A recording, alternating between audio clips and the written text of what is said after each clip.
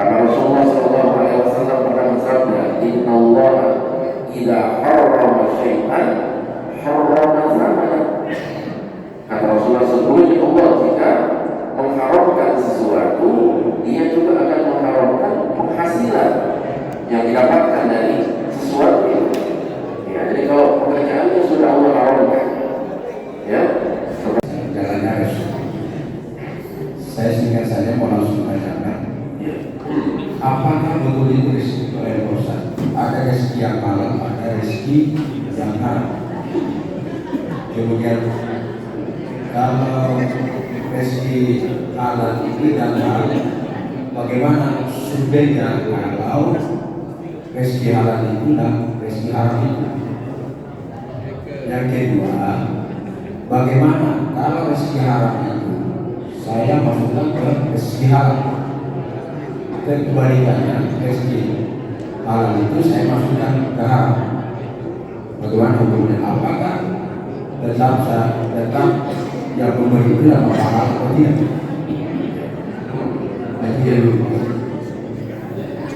halal didapatkan jika jalan-jalan atau cara-cara untuk mendapatkannya juga halal. Ya, pekerjaannya halal, maka rezeki yang diperoleh juga halal tentu saja. Ya. Sebaliknya, jika cara mendapatkan rezeki itu cara yang diharamkan oleh agama, maka penghasilannya juga haram. Karena Rasulullah SAW pernah bersabda, Inna Allah idza harrama syai'an harrama zamanan. Kata Rasulullah, sesungguhnya Allah jika mengharamkan sesuatu, dia juga akan mengharamkan penghasilan yang didapatkan dari sesuatu itu. Ya, jadi kalau pekerjaannya sudah Allah haramkan, ya, seperti seorang menjual minuman keras, ya, minuman keras sudah Allah haramkan. Kemudian orang ini mendapatkan keuntungan karena ada yang beli mirasnya, ya ikut haram juga. Ya, itu haram juga. Terus apa Rasulullah? Allah ketika mengharamkan sesuatu, Allah ikut haramkan penghasilan yang didapatkan. Nah, sekarang bagaimana jika pendapatan yang haram itu dimasukkan atau digabungkan kepada rezeki yang halal? Misalnya diberikan, disedekahkan, misalnya disumbangkan, miskin, diinfakkan, ya. Nah, ulama kita menjelaskan cara seseorang itu berlepas diri. Ya, jadi dia berlepas diri dari harta yang haram. Ya, boleh untuk diberikan kepada fasilitas-fasilitas umum.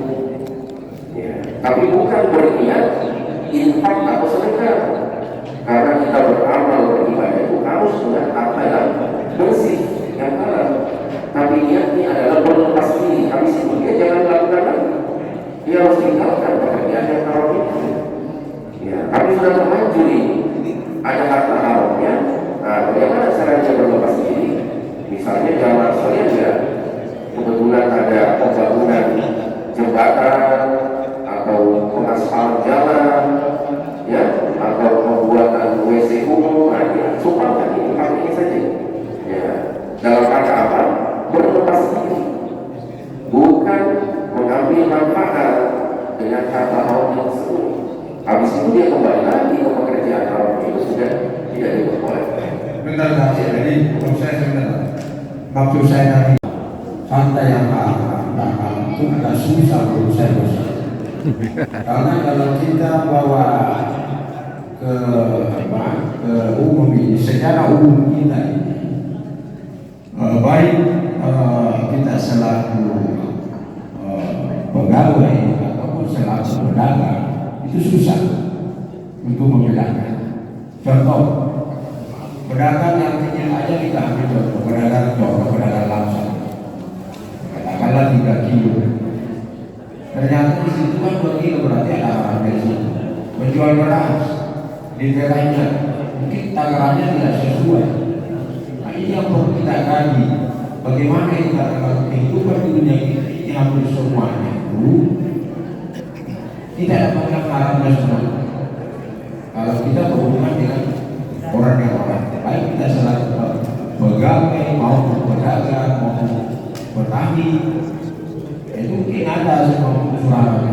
Alirkan air kan kita alirkan dari tanahnya orang ke tanah kita, sementara yang butuhkan juga. Kemudian kita ambil mungkin malamnya kita gunakan itu hal juga. Ini yang maksud saya bagaimana caranya untuk menyikapi hal ini supaya yang dikatakan halal itu yang mana, yang dikatakan haram itu yang mana. Mau dijelaskan saja. Ya, Anda harus jujur dalam timbangan ya keuntungan, tapi tidak digunakan oleh Allah secara curang dalam hidup, ya harus ditinggalkan, dijauhi. Ya, disitulah bisa dibedakan yang dia memperoleh harta yang halal berkah dengan yang tidak. Ya, dan seperti itu. Allah silakan kepada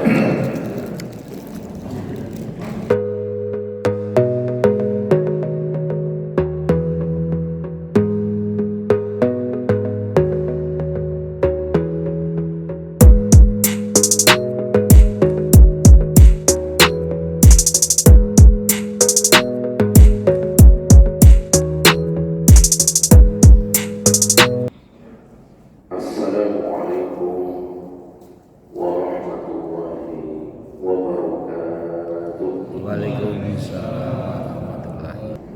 Bapak Ibu, masyaallah muslimin wal muslimat rahimakumullah.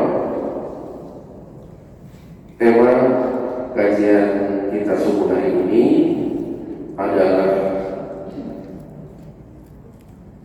jalan-jalan mendapatkan rezeki menurut konsep Al-Qur'anul Karim. Salah satu masalah yang banyak dibahas di dalam Al-Quran selain masalah tauhid adalah masalah rezeki, karena masalah rezeki jamaah sekalian ini kerap kali dan sering membuat manusia kelimpungan, terlebih lagi jika sedang mengalami kesulitan ekonomi, ya usahanya tidak lancar, ya kemudian susah mencari pekerjaan, banyak orang di PHK, pengangguran dan lain sebagainya, ya. Sehingga ya orang-orang yang tidak tebal keimanan dan ketakwaannya ya terkadang menempuh cara-cara instan untuk memperoleh kekayaan. Ada yang dukun, mencari penglaris, ya menempuh cara pesugihan, ya dan lain sebagainya. Padahal kita sebagai seorang muslim, seorang mukmin, bila terbentuk suatu masalah, ya entah itu masalah rumah tangga, termasuknya juga masalah ekonomi, masalah rezeki, kita kembali merujuk kepada kitab suci kita, Al-Qur'anul Karim. Ya, karena sudah ada konsepnya, bagaimana kita memperoleh rezeki, apa saja jalan-jalannya di dalam Al-Qur'anul Karim. Ya, yang pertama jamaah sekalian, kalau membahas tentang rezeki, pertama sekali ini berkaitan dengan akidah tauhid kita. Kita harus meyakini, mengimani hanya Allah Subhanahu wa Ta'ala satu-satunya Tuhan yang melimpahkan, mencurahkan rezeki untuk semua makhluknya. Ya, Allah Ar-Razzaq. Ya, bahkan itu nama Allah di antara kumpulan Al-Asmaul Husna. Allah namanya Ar-Razzaq, Ar-Raziq. Bahkan ada nama lain Khairur Raziqin, atau biasa juga sebagai ulama mengatakan ini sifat Allah, khairur raziqin, sebaik-baik pemberi rezeki. Nah, kemudian jamaah sekalian, ada beberapa jalan kita mengais rezeki menurut konsep Al-Quran. Yang pertama, ada rezeki yang telah dijamin Allah. Ya. Ada rezeki yang memang sudah dijamin oleh Allah, ya Pak. Artinya setiap bayi yang lahir ke dunia ini itu sudah membawa rezekinya masing-masing. Ya. Allah Subhanahu wa Ta'ala, kita bisa baca di dalam surat ke-11, surat Hud ayat 6.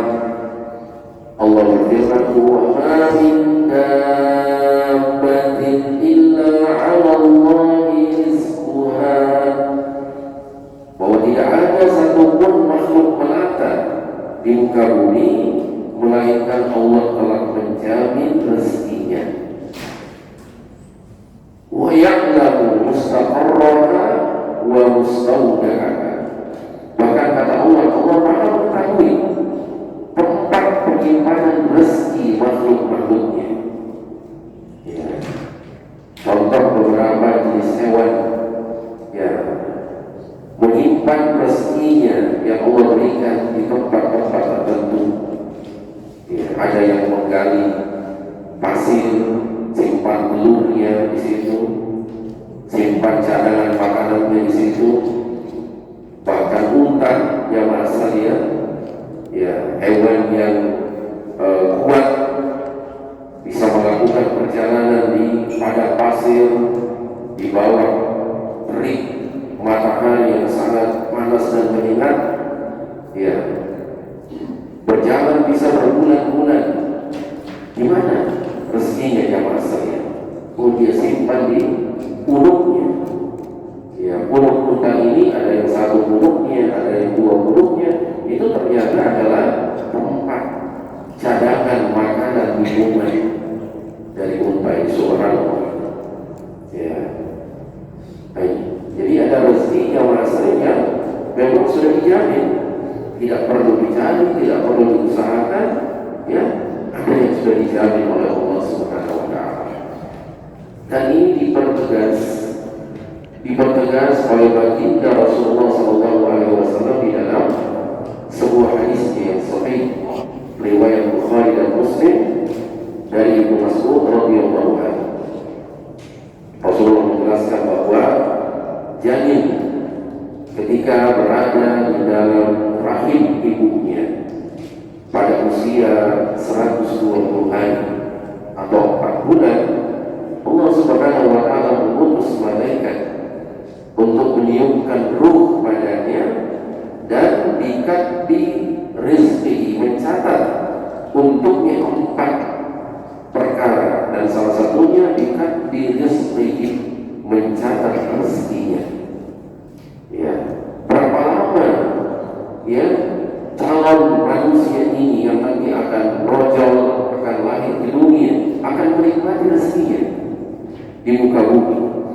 Ya, ada yang kita dapati ya janin masih beberapa minggu di dalam kandungan ibunya, ya terjadi keguguran. Ya berarti seperti itu saja rezeki yang ia dapatkan di dalam kandungan ibunya. Ada yang sudah lahir masih bayi beberapa bulan meninggal.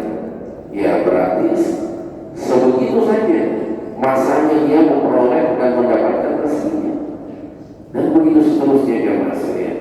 Karena seorang tidak akan meninggalkan dunia yang fana ini sebelum dia menikmati rezekinya secara sempurna. Ya, ini yang pertama, rezeki yang sudah dijamin oleh Allah Subhanahu wa Ta'ala. Yang kedua jamaah sekalian, ada rezeki yang tak terduga, rezeki yang tak kita sangka-sangka. Ya, tiba-tiba kita dapatkan saja rezeki itu. Ya, pulang masjid, ada teman kita yang ayo singgah di warung makan, di traktir kita, ya berarti ada janjian sebelumnya, ya alhamdulillah rezeki, ya ketemu dengan sahabat, dikasih oleh-oleh dari kampung, ya dikasih hadiah, ya tak diduga-duga, tidak pernah kita pesan, ya ini rezeki yang tak terduga, tak disangka-sangka. Ya. Nah ini kita bisa baca di dalam surat At-Tolaq ayat 2. Ya. Surat At-Tolaq yang bahasanya At-Tolaq artinya perceraian. Perceraian pembahasan dalam surat ini. Kenapa dibahas tentang rezeki? Ya karena salah satu faktor perceraian yang terbanyak diantaranya selain KDRT, selain kasus-kasus perselingkuhan, juga adalah faktor ekonomi.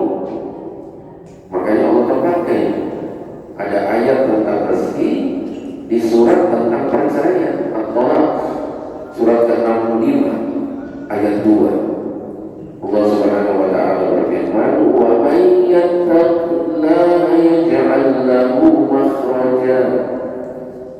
Sekaligus Allah menyebutkan jamaah sekalian kiat-kiatnya untuk mendapatkan itu, ya rezeki yang tak terduga. Wa may yattaqillah, siapa yang bertakwa kepada Allah, ya siapa yang bertakwa kepada Allah. Nah, tentu saja kalau kita hubungkan dengan ayat yang lain, takwa di sini harus al-haqqatul qalbi, sebenar-benarnya takwa. Ya. Maka Allah memberikan di sini dua keutamaan. Ya, dua keutamaan. Ya ja'alnahu makhraja. Yang pertama, Allah berikan jalan keluar dari setiap problematika hidup yang dihadapi. Ya, termasuk masalah rezeki, masalah kesulitan ekonomi. Wa yarzuqhu min haitsu la yahtasib, dan Allah karuniakan kepadanya rezeki yang tak dia sangka-sangka. Ya, kiatnya apa yang maksudnya? Kuncinya apa tadi? Bertakwa, wa may yattaqillah. Maka jika kita ingin mendapatkan rezeki dari arah yang tak terduga, ya, jaga ketakwaan kita, tingkatkan terus ketakwaan kita kepada Allah Subhanahu wa taala. Nah, kita sudah insyaallah dengan ibadah puasa Ramadan yang lalu yang kita tunaikan sebulan penuh, ya diharapkan kita la'allakum tattaqun sudah berhasil meraih ketakwaan. Nah, tinggal kita jaga, kita rawat, kita pertahankan, kita tingkatkan ketakwaan kita menjadi haqqatul qalbi, ketakwaan yang sebenar-benarnya ketakwaan. Nah, insyaallah kita memperoleh rezeki dari arah yang tidak kita duga-duga. Jamaah sekalian rahimani wa rahimakumullah. Yang ketiga, konsep rezeki dalam Al-Quran, ada rezeki karena anak. Ada rezeki jamaah sekalian kita dapatkan karena kelahiran, momongan, kita mendapatkan buah hati. Ya, makanya kan ada ungkapan banyak anak, banyak rezeki. Setiap anak yang lahir ini sudah bawa rezekinya masing-masing. Tidak usah kita khawatir. Nah, ini nanti anak mau makan apa? Ya, ini kita lagi sulit. Ya, rezekinya lagi seret. Tidak usah jamaah sekalian. Ya, ini sudah jaminan dari Allah Subhanahu wa taala. Itulah sebabnya Allah melarang kebiasaan orang-orang jahiliyah jangan sampai tertularkan kepada kita, yaitu membunuh anak-anak mereka karena takut miskin. Maka Allah jadikan ini salah satu kategori dosa yang sangat besar. Kita bisa baca dalilnya di surat Al-Isra surat ke-17 ayat 21, ketika Allah menyebutkan kumpulan dosa-dosa besar, syirik, menyebutkan Allah, ya, kemudian berzina, ya, dan beberapa dosa-dosa lainnya. Allah sebutkan ayat ini, surat 17 ayat 21, wala taqtulu auladakum khasyata imlaq, dan janganlah kalian membunuh anak-anak kalian karena takut miskin. Ya, janganlah kalian membunuh anak-anak kalian karena takut miskin. Nahnu narzuquhum wa iyyakum, kata Allah. Allah tegaskan, kamilah yang memberi rezeki kepada mereka, dan kamilah yang memberi rezeki juga kepada kalian, orang tuanya. Sama-sama ada rezekinya, tidak akan terbuka, ya, tidak akan kelahiran anak menyerobot, mengambil, merampas jatah rezeki orang tuanya. Masing-masing sudah ditetapkan rezekinya. Ya. Makanya Allah akan jadikan ini salah satu dosa besar. Inna qatlahu kana khitatan kabira. Dilanjutkan ayat ini. Sesungguhnya membunuh mereka, anak-anak, karena takut miskin, termasuk salah satu dosa besar. Ya. Ini juga dipertegas lagi jamaah sekalian oleh baginda Nabi kita Muhammad SAW dalam hadisnya yang sahih, ketika itu Mas'ud bertanya tentang ayyun nabi a'dham, wahai Rasul, dosa apa yang paling besar? Ya Rasulullah sebutkan al-isyraku billah, menyekutukan Allah, wa, dan beliau sambung antaqtula waladaka khasyata an yakula ma'aka, engkau membunuh anakmu karena takut dia ikut makan bersamamu. Ya. Saking takutnya rezekinya, ya, berkurang, ya, dia bunuh anaknya. Alhamdulillah. Nah, dari sini jamaah sekalian, ulama memfatwakan haramnya aborsi. Ya, haramnya aborsi, yaitu menggugurkan kandungan, kecuali memang ada kondisi-kondisi, misalnya menurut ahli, menurut dokter, nah ini harus aborsi karena mengancam nyawa dari ibunya. Ya, kalau dipaksa harus lahir, ya ibunya bisa tinggal. Nah, ini beda lagi. Kalau ini diperbolehkan karena memang ada, ya sebabnya itu sudah, ya, menurut ahlinya. Tapi kalau tidak ada sebab-sebab itu jamaah sekalian, hukumnya adalah haram. Itu tadi dalilnya. Inna qatlahu kana khitatan kabira. Membunuh mereka, anak-anak ini, apalagi karena takut miskin, adalah termasuk salah satu dosa besar. Jamaah sekalian, alhamdulillah, keempat, ada rezeki, insya Allah kita peroleh dengan cara memperbanyak istighfar. Memperbanyak istighfar, insya Allah melancarkan rezeki kita. Ya, memperbanyak istighfar, permohonan ampunan kepada Allah Subhanahu wa Ta'ala atas dosa-dosa kita. Apa hubungannya ya maksudnya istighfar dengan rezeki? Ya, karena kita tahu salah satu penghalang rezeki itu adalah dosa. Ya, dosa adalah penghalang rezeki seseorang. Maka kita yang diperintahkan oleh agama perbanyak istighfar. Dan ini sudah ada contoh yang rasulnya dari seorang nabi umat, yaitu Nabi Nuh alaihissalam. Kita bisa baca di dalam surat Nuh ayat 10 sampai 12. Ketika Nabi Nuh, ya, berdakwah di tengah-tengah kaumnya, menyerukan kepada mereka untuk mentauhidkan Allah. Di antara yang disampaikan oleh Nabi Nuh kepada kaumnya, faqul mustaghfiru rabbakum innahu kana ghaffara. Aku katakan kepada mereka, kaumku, banyak-banyaklah beristighfar kepada Allah.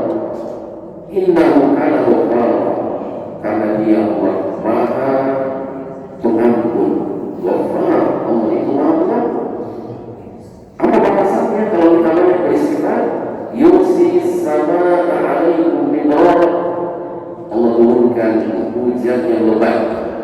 Ya, hujan yang lebat yang membawa berkah bagi ternak, bagi tanam-tanaman, ya, ya, hasil pertanian. Yusiris sama'a alaikum bidrara wa yumdidukum bi amwali wa banin. Kemudian Allah limpahkan kepadamu, ini peringatan dari Nabi Nuh kepada kaumnya. Allah limpahkan untukmu harta benda, amwal, wa banin, anak-anak, ya, yang juga mengharapkan momongan, sudah lama menikah tapi belum mendapatkan buah hati. Ya, salah satu juga perbanyak istighfar. Perbanyak istighfar. Ini ayat surat Nuh ayat 10 sampai 12. Wa yaj'al lakum jannatin wa yaj'al lakum anhara. Jika dia adalah seorang petani, pekebun, ya, mengeluhkan hasil pertaniannya kurang, hasil panennya kurang, ini juga caranya perbanyak istighfar. Ini janji Allah Subhanahu wa taala. Wa yaj'al lakum jannat. Jannat artinya kebun-kebun. Ya. Allah berbanyak hasilnya, panennya melimpah. Anhar wa anhar. Wa yaj'al lakum anhar. Allah Subhanahu wa taala juga jadikan sungai-sungai. Ya, sungai-sungai yang mengalir dengan air yang bersih, kemudian dimanfaatkan oleh orang-orang yang mencari ikan, nelayan dan sebagainya. Cara dia juga mendapatkan rezeki dari Allah Subhanahu wa taala. Ya, dan tidak selamanya rezeki itu diperoleh di daratan. Ya, kadang di air, di perairan seperti nelayan. Ya. Bahkan ada yang menyelam sampai ke dasar laut untuk mencari lobster, untuk mencari mutiara. Subhanallah, rezeki Allah sebarkan di daratan, di lautan, bahkan di udara. Ya, ada rezeki Allah SWT tetapkan. Ini bagaimana cara mendapatkannya? Ini kerjanya berkaitan dengan, ya, udara, menjadi pilot, ya, penerbang. Subhanallah. Ya, inilah karunia Allah Subhanahu wa taala. Makanya Allah berfirman di dalam surat Al-Mulk ayat 15, "Wallazi ja'ala lakumul arda dhalulan."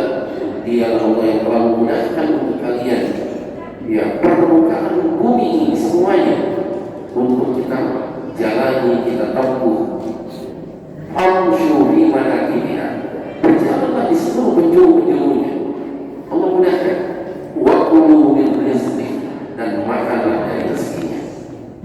Ya, ini jamaah saya. Jadi ada rezeki yang Allah Subhanahu wa taala berikan kepada hambanya dengan cara banyak-banyak kita beristighfar. Kemudian yang kelima, ada rezeki jamaah sekalian karena menikah. Ya, ada rezeki peroleh seorang justru karena dia menikah. Setelah dia menikah, ya, mengambil rezekinya. Makanya, ya, anak muda yang masih jomblo, ya, ya, bapak-bapak mungkin yang mau menikah lagi, ya, serat rezekinya, ya, ini ada konsepnya di dalam Al-Quran.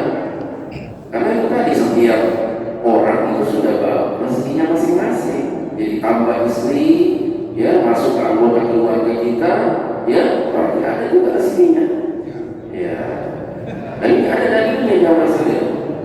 Ya, kita bisa baca di dalam surat An-Nur. Tambah istri, tambah rezeki. Ya, surat An-Nur. Ya, surat ke-24 ayat 32. Iyakunu fuqara yughnihimullahu min fadlih. Jika orang-orang ini yang hendak menikah ini takut miskin dalam keadaan fakir, nanti Allah yang akan memberikan kecukupan padanya karena karunia-Nya. Ya. Bahkan yang masalah, ya, ini mungkin masih sulit diterima oleh sebagian orang, ya, karena berpikir logikanya kalau saya masih sendiri saja sudah kesusahan, kesulitan ekonomi, tambah lagi ada istri, belum lagi nanti lahir anak 1, 2, ya, logikanya dia dahulukan, ya, ini memang sulit.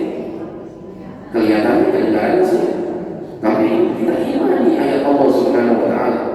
Ya, dipertegas oleh baginda Nabi Sallallahu Alaihi Wasallam di dalam hadis beliau. Beliau bersabda, "Salatun haqqun 'ala Allahi audu."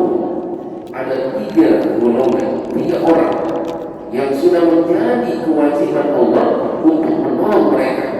Pasti Allah tolong. Salah satunya wanaki yuridul afaf, orang yang menikah dalam rangka untuk menjaga kehormatan dirinya. Nah, berarti jangan saya motivasinya harus benar. Dia takut terjerumus ke dalam perzinahan, dia takut terjerumus ke dalam pergaulan bebas, ya, dia menikah. Iya. Dan ini sudah Allah Rasul katakan, Allah akan tolong, Allah akan bantu dia, Allah akan mudahkan urusannya. Nah ini jamaah sendiri ada mesti diperoleh seorang karena menikah atau menikah lagi. Ya. Yang keenam jamaah sekalian, ada rezeki karena bersyukur. Ada rezeki karena kita berdiri tadi di awal ceramah, abdan syakura, kita harus menjadi hamba yang pandai bersyukur. Dalilnya apa? Yang masalah ayat yang terkenal surat Ibrahim surat ke-14 ayat 7, wa in ta'allana rabbukum, dan ingatlah ketika Tuhanmu memaklumkan, la in syakartum la azidannakum, jika kalian pandai bersyukur. Bersyukuri nikmat-nikmat Allah, Allah akan tambahkan nikmat itu kepadamu. Ya, dan bukan karena sebagian dari nikmat Allah Subhanahu wa Ta'ala. Ya, maka dengan demikian kita menjadi orang yang pandai bersyukur, insya Allah ya Allah mudahkan rezeki kita, Allah tambahkan rezeki kita. Sebaliknya Allah mengatakan, wa in kafartum, namun jika kalian kufur nikmat, tidak pandai mensyukuri nikmat yang Allah Subhanahu wa Ta'ala berikan. Ada orang yang maksudnya ya tidak pandai mensyukuri pekerjaannya. Ya, sudah Allah berikan pekerjaan di tengah orang-orang banyak sekali mengantri pandunya itu ketika lowongan kerja, ya, susahnya, ya, tidak mensyukuri pekerjaannya. Ada orang-orang yang asli yang bertaruh nyawa dalam pekerjaannya. Contohnya para penambang, ya, mereka menggali di bawah tanah yang sewaktu-waktu ini tanah di atasnya bisa runtuh. Dan itu sudah banyak kejadiannya. Maka ketika kita alhamdulillah punya pekerjaan di tempat yang safety, yang aman, kita bersyukur. Kita bersyukur. Ya, jangan banyak mengeluh. Ya, jangan banyak mengeluh. Kalau memang ada yang kurang dari mungkin manajemen tempat kita bekerja, ya kita berusaha cari solusinya bagaimana, ya, dengan bermusyawarah dan lain sebagainya. Bersyukuri pekerjaan kita, karena masih banyak orang-orang misalnya yang tidak punya pekerjaan atau tadi punya pekerjaan tapi pekerjaannya sangat-sangat beresiko tinggi. Maka syukuri ya Mas, insya Allah tambahkan nikmatnya kepada kita. Kemudian yang kedua ya Mas, ya, ada rezeki karena rajin bersedekah. Ya, ada rezeki yang diperoleh karena seorang hamba itu rajin bersedekah. Kemana? Bersedekah. Ya, karena kan ada ungkapan, ya, semakin banyak kita memberi, nah, maka kita juga akan semakin apa? Banyak dapat pemberian, itu dari Allah Subhanahu wa Ta'ala. Ya, dan ini kita bisa baca dalilnya di dalam surat Al-Baqarah, surat kedua ayat 245. Surat Al-Baqarah ayat 245. Allah berfirman, "Man dzalladzi yuqridullaha qardan hasanah." Siapakah orangnya kata Allah yang siap memberikan pinjaman yang baik untuk Allah? Ya, itu ayat. Memberikan pinjaman yang baik untuk Allah. Apa maknanya ini? Ya, kita memberi pinjaman yang baik untuk Allah. Kita merujuk ke tafsir, dijelaskan maksudnya adalah gemar berinfak dan bersedekah. Ya, itu tafsir. Maka apa balasannya ya maksudnya?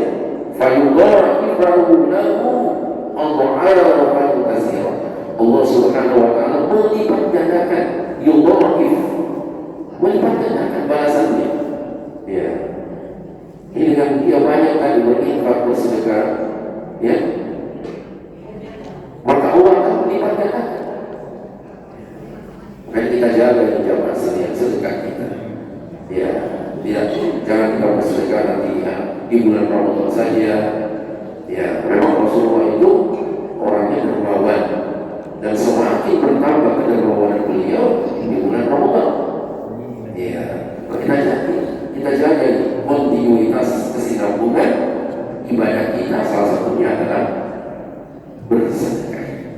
Ya. Terutama memberikan pinjaman ya Mas ya. Itu juga bagian dari sedekah. Ya. Bahkan lebih banyak pahalanya. Ya. Ada sebuah hadis. Iya. Ya terus juga. Ya. Ya. Ada sebuah hadis Rasulullah SAW bersabda bahwa aku melihat di pintu surga tertulis sedekah itu diganjar 10 kali lipat. Ya. Tapi aku melihat di pintu surga tertulis meminjamkan orang yang membutuhkan, ya, ganjarannya 18 kali lipat. Ya. Sedekah 10 kali lipat, kalau 18 berarti lebih banyak. Nah ini jamaah sekalian. Jadi ini salah satu insya Allah ya sumber rezeki kita dengan gemar bersedekah. Dan yang terakhir, yang ke-8, ada rezeki karena memang kita usahakan, kita berusaha, kita berikhtiar. Ya, contohnya Allah berfirman di surat An-Najm, surat ke-53 ayat 39. Allah mengatakan wa alaisa lil insani illa ma sa'a. Seorang tidak akan memperoleh kecuali yang dia usahakan. Ya, dan usaha kita kata Allah di awal surat Al-Lail di ayat keempat, inna sa'yakum lasyatta. Usaha kalian itu bermacam-macam. Ya, pekerjaan kita bermacam-macam. Yang penting halal. Ya, yang penting halal. Proyek, ya silakan. Ya, profesi yang kita geluti itu tidak mungkin satu macam saja. Ya, Allah sendiri mengatakan inna sa'yakum lasyatta. Usaha kalian untuk memperoleh rezeki itu bermacam-macam. Nah, inilah jamaah sekalian, setidaknya 8 ya jalan-jalan kita insya Allah memperoleh karunia rezeki dari Allah Subhanahu wa taala. Dan setelah ikhtiar-ikhtiar ini ya jangan lupa berdoa. Ya harus kita selalu ya barengi dengan doa. Makanya Rasulullah SAW setelah sholat subuh beliau membaca, pernah kita bahas khusus doanya. Ya dulu pernah ke kajian kita bahas khusus doanya. Allahumma inni as'aluka ilman nafi'an wa rizqan thayyiban wa amalan mutaqabbalan. Ya ini dari hadis Ummu Salamah diriwayatkan oleh istri Rasulullah bahwa beliau membaca ini setiap selesai sholat subuh. Ya, karena kita kan akan keluar beraktivitas. Ya Allah, berikan aku ilmu yang bermanfaat. Ya, karena kita mau belajar, para mahasiswa mau kuliah, ya, maka diawali dengan kita baca memohon kepada Allah ilmu yang bermanfaat. Jangan ilmunya tidak bermanfaat. Yang kedua, rizqan thayyiban. Ya, kita kemaluan harus mencari nafkah buat keluarganya. Kita mohon rezeki yang thayyib. Ya, jangan asal yang penting cuan, yang penting keuntungan, tapi ternyata ya penghasilannya dari yang haram. Nabi SAW bersabda, kullu lahmin nabata min suhtin fannaru aula bih. Setiap daging yang tumbuh karena hasil yang haram maka api neraka yang pantas untuk menyiksa. Nauzubillah min dzalik. Dan amalan yang diterima wa amalan mutaqabbal. Nanti anak-anak bekerja, jangan lupa beribadah. Di waktu zuhur kita sholat, jangan kerja terus, ya dunia terus, lelah kita mengejarnya. Ya, kita lupa beribadah. Yuk, waktu yang beribadah kita ibadah dulu. Ya, sholat duha, sholat wajib, berzikir, berdoa, dan memohon kepada Allah agar ibadah kita itu, amal kita itu diterima oleh Allah Subhanahu wa ta'ala. Amin. Nah, inilah jamaah sekalian materi yang kami dapat bawakan di kesempatan kajian subuh